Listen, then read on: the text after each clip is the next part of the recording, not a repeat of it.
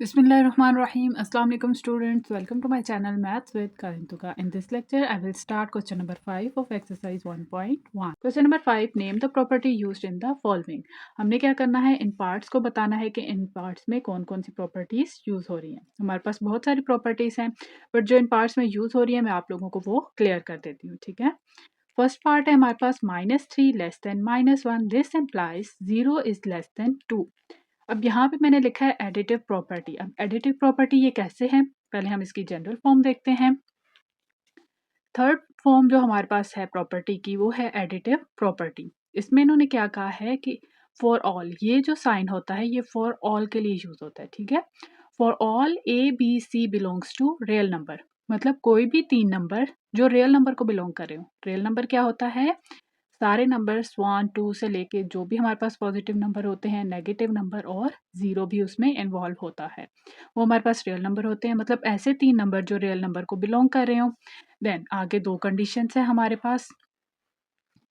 First है हमारे पास A ग्रेटर देन B हो. अगर A ग्रेटर देन B है तो A plus C greater than B plus C. देखें A वही है हमारे पास, B भी वही है, बट उसमें क्या हुआ है, एक नंबर ऐड हुआ है. तो इन्होंने कहा है कि अगर A ग्रेटर देन B है तो उसमें हम कोई भी नंबर ऐड करें तब भी ये इससे ग्रेटर होना चाहिए. ठीक है. और दूसरा क्या है, A लेस देन B. ठीक है. इसमें भी वही कंडीशन है, फिर हम एक नंबर ऐड करेंगे, दोबारा यही कंडीशन आनी चाहिए कि वो जो है A हमारे पास लेस देन B हो. अब यहाँ पे ये प्रॉपर्टी कैसे यूज हुई है, यहाँ देखा जाए A लेस देन B, तो ये A है और ये B है. A लेस देन B, ये वाली प्रॉपर्टी यूज हुई है. देन क्या हुआ है कि इसमें एक नंबर ऐड हुआ है. इट्स मीन यहाँ पे हमने एक ऐसा नंबर ऐड करना है कि दोबारा हमारे पास क्या प्रॉपर्टी आ जाए, A लेस देन B की.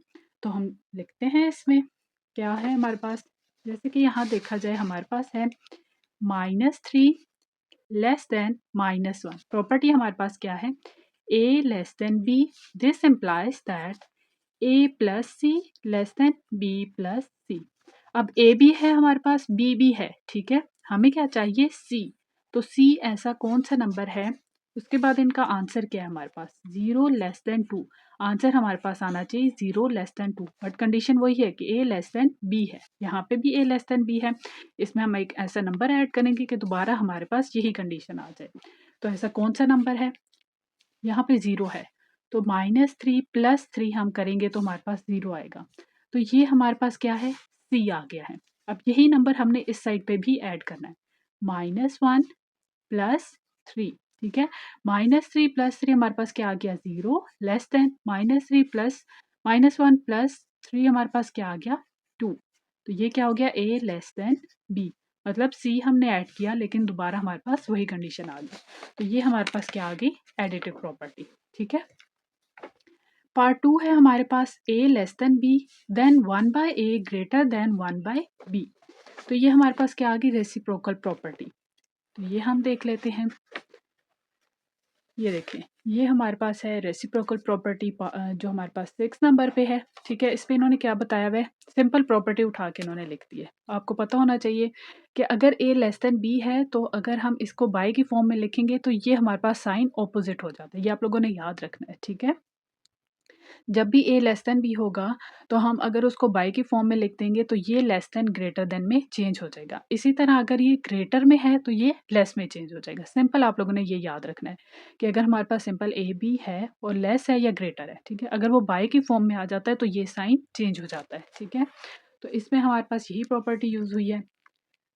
सिंपल वही लिखी हुई है, A less than B then 1/A. अब ये लेस था तो ये ग्रेटर हो गया 1/B. ये हमारे पास क्या है, रेसिप्रोकल प्रॉपर्टी. देन पार्ट 3 है हमारे पास A less than B then A plus C less than B plus C. ये हमारे पास क्या है, एडिटिव प्रॉपर्टी. तो ये सिंपल वही प्रॉपर्टी है, यहाँ हमने सॉल्व किया था, यहाँ इसकी जनरल फॉर्म आ गई. जनरल फॉर्म क्या है, ये A less than B. This implies that A plus B less than B plus C. ठीक है. पार्ट 4 है हमारे पास, if AC less than BC and C is greater than 0 then A less than B. तो यहाँ पे क्या है, कैंसिलेशन मल्टीप्लिकेटिव प्रॉपर्टी. अब ये कैसे आ गया हमारे पास, मल्टीप्लिकेटिव प्रॉपर्टी की बहुत सारी आगे टाइप्स हैं. तो हम देख लेते हैं ये हमारे पास कहाँ पे लाई कर रही है, AC लेस देन BC. तो AC less than BC if C is greater than 0. ठीक है। और देन क्या है हमारे पास a लेस देन b। तो ये प्रॉपर्टीज आप लोग याद करेंगे तभी आप लोग ये लिख सकते हैं, ठीक है। देन पार्ट 5 है हमारे पास, if A C less than B C and C less than 0। यही प्रॉपर्टी है हमारे पास, A C less than B C and C जो है यहाँ पे लेस है, यहाँ पे ग्रेटर था हमारे पास, यहाँ पे हमारे पास लेस आ गया। जब यहाँ पे लेस होगा तो ये हमारे पास क्या कंडीशन होगी, ए ग्रेटर देन बी। आप लोगों ने कुछ निशानियाँ रख लेनी है ताकि आप लोगों को ये याद रहे। पार्ट 6 है हमारे पास, आइदर ए ग्रेटर देन बी और ए इज इक्वल टू बी और ए लेस देन बी। अब ये कौन सी प्रॉपर्टी है, ट्रिकोटोमी प्रॉपर्टी। तो इसमें हमारे पास दो नंबर्स यूज हुए हैं। फर्स्ट प्रॉपर्टी देख लेते हैं, हमारे पास क्या है, for all A B belongs to real number either A is equal to B, A greater than B और ए लेस देन बी। जहां भी ये यूज होगा ये हमारे पास कौन सी प्रॉपर्टी होगी, trichotomy property. Question number 6 is insert to rational numbers between, part 1 है, 2 है एंड 3 है। इसका क्या मतलब है, हमारे पास जो रेशनल नंबर गिवन है इनके बीच में जो हमारे पास रेशनल नंबर आ रहा है वो हमने बताना है कि इसके बीच में कौन सा रेशनल नंबर लाई कर रहा है, ठीक है। सॉल्यूशन स्टार्ट करते हैं। सिंपली देखिए यहाँ पे अगर हमारे पास दो नंबर है, उनका अगर हमने उनके दरमियान में से कोई नंबर फाइंड करना है तो हम एवरेज का फॉर्मूला लगा सकते हैं। और एवरेज का फॉर्मूला हमारे पास क्या है, ए प्लस बी डिवाइडेड बाई 2, ठीक है। ये वो दो नंबर्स होंगे जो हमें गिवन होंगे और डिवाइडेड बाई 2 फॉर्मूला का होगा। अप्लाई करते हैं, देखिए 1/3 एंड 1/4। ये देखिए हमारे पास दो नंबर है, इसको हम ए कह देते हैं और इसको हम बी कह देते हैं, डिवाइडेड बाय 2, ठीक है। इसके होल में डिवाइड होगा। देन हमने क्या करना है, सिंपल हमने इसका लेना है एलसीएम। एलसीएम लेके देखते हैं, देखिए हमारे पास क्या आ रहा है, यहाँ 3 है, यहाँ 4 है, तो लेते हैं, यहाँ आ जाएगा 3, 3 1 ज़ा 3, ठीक है। फिर उसके बाद 4, तो 4 1 ज़ा 4 कर लें, या फिर 2 2 ज़ा 4, 2 1 ज़ा 2। ये आ गया 3 और ये आ गया 4। तो इसका एलसीएम क्या आ गया हमारे पास, 12। फिर यहाँ पे हमारे पास 3 कैसे आया, देखिए यहाँ पे हमारे पास 3, यहाँ पे मैं अगेन लिख लेती हूँ, इसका हमने लिया।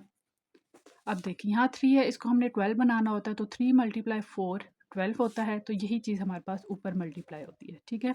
तो यहाँ आ जाएगा 4 1 ज़ा 4 प्लस, अब 4 × 3 12 होता है, तो यही चीज़ हमारे पास यहाँ मल्टीप्लाई हो जाती है, तो 3 1 ज़ा 3। ये मैंने ऑपोजिट लिख लिया, बट ऐड हो रहा है तो एडिशन में यहाँ हो या यहाँ हो एक ही बात है, ठीक है। फिर हमारे पास क्या हो जाएगा, 3 + 4।